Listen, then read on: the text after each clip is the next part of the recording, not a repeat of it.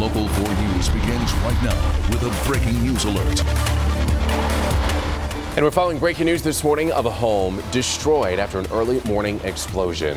A whole neighborhood was woken up while they were sleeping because of this. We're talking about blocks away from where it actually happened. And right now, investigators combing through the rubble to really try and figure out how this all happened. Yes, and Nick Monticelli has been following this story for us live all morning long. It's a story you probably first woke up to on your phone with our Click On app and push alerts. But let's get to Nick. And I know you've been talking with neighbors, but I guess the great thing about all of this, even though this home's a total loss, is that the family wasn't there at the time.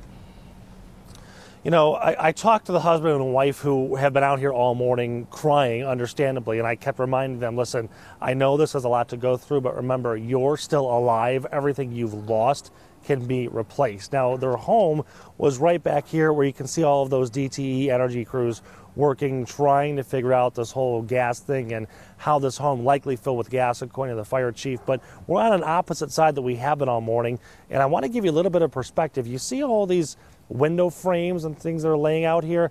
Those are pieces of the house that were blown away from it, probably, I'm going to guess, maybe 30 or 40 yards. And even in the street over here, there are pieces of glass that blew all the way out from the home, and that is probably 60 to 65 yards away from where the house was. Now take a look at this video.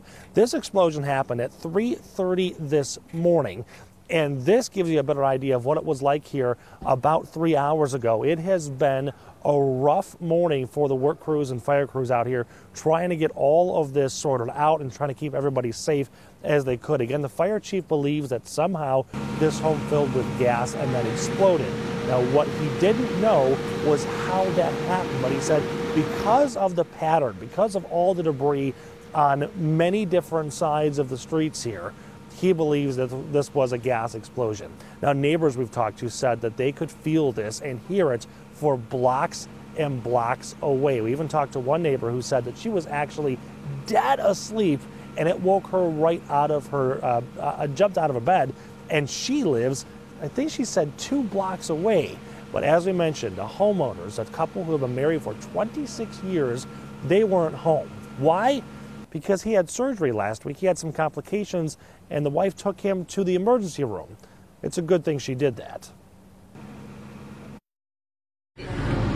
It's just a blessing. Angels around him. That's all I can say. I've been here 50-some years. Never, ever. Never, ever. That woman who lived here for so long, and she said, listen, I don't know what it was, but for some reason, somebody said all that timing, they put that into place. And it's a good thing this couple wasn't home because they would not have survived it. Now, the one thing that a couple of neighbors pointed out is that, again, there's debris all over the road here and the streets, and they were concerned about their other homes. There is a home right next to it that is heavily damaged. Her windows were blown out when all of this happened. There was some fire on the side of her house, and then, but they were able to get out of there okay. Now, the most important part in all this, again, is that they were okay, but they did have a dog. Now, what's interesting is that, unfortunately, that dog did pass away. That was last week. They buried him, but they said it could have been even worse because they could have had a dog involved in all of this as well. We're live here on Detroit's West Side. Nick Monticelli, Local 4 News today. That couple thankful, and certainly all of their family members as well, that they're still here. Yeah, absolutely. Nick, thank you. Yeah.